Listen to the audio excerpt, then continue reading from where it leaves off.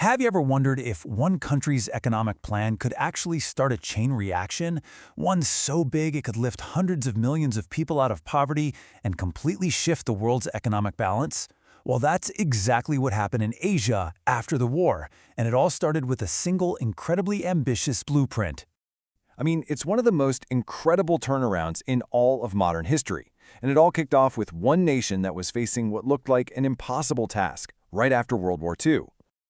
From the absolute rubble of war, Japan forged a totally new economic path. This wasn't just about rebuilding a few factories. This was a revolutionary blueprint for growth. And this model, it was so powerful, it set off a cascade across the entire continent and literally changed the global economy forever. Okay, so what was this revolutionary economic model that Japan came up with? Well, it was this really unique mix of strategy, sacrifice, and just incredible long-term vision. So at its heart, the Japanese model was all about one thing: delaying gratification to win big in the long run. Just look at how all these pieces fit together. It's kind of genius. Instead of chasing short-term profits, companies poured almost everything back into better factories, new technology. And the workers, in exchange for lifetime employment, which is huge, they dedicated themselves to quality and efficiency. And the public, they saved money like crazy at some of the highest rates in the world. That created this massive pool of cash for investment. You put all that together, and you've built an absolutely unbeatable export machine. And the results of this blueprint? They were just staggering. For almost 20 years, from 55 to 73, Japan's economy grew at an average of 9% every single year.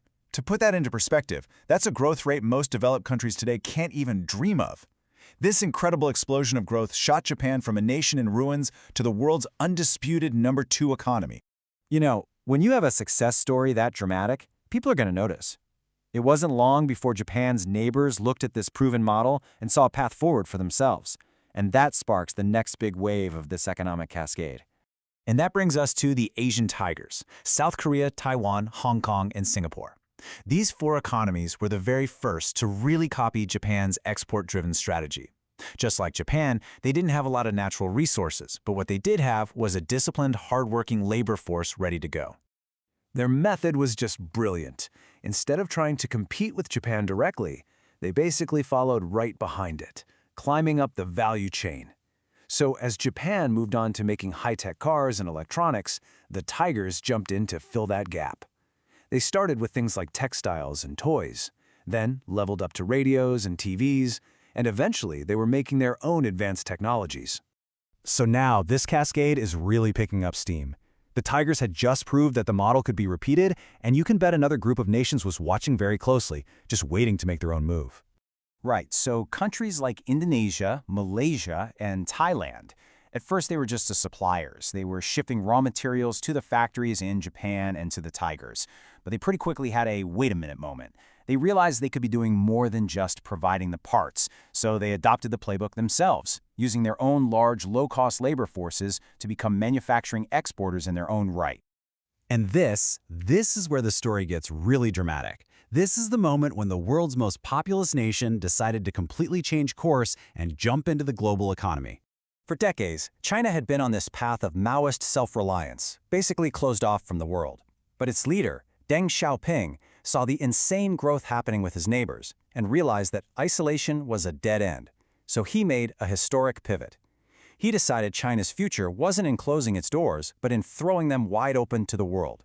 It was a total 180. And the pace of change was just breathtaking.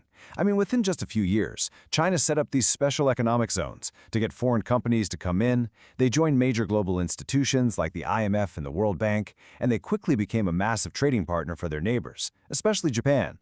So what happens when a country with over 1 billion people decides to adopt this kind of hyper-growth model? Well, the consequences are absolutely world-changing.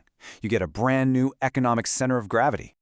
By the 1980s, China wasn't just copying the model anymore. It was supercharging it. Its economic growth rates actually started to blow past even the amazing performance of the Asian tigers. This was it. The final and biggest piece of the cascade had just fallen into place. This cascade, right, this incredible chain reaction that went from Japan to the tigers to the ASEAN nations and finally to China, it didn't just create a lot of wealth.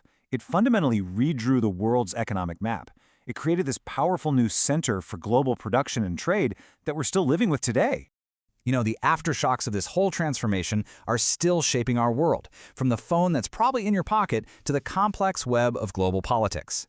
The legacy of this economic cascade is still being written, and really, it's a story that every single one of us is a part of.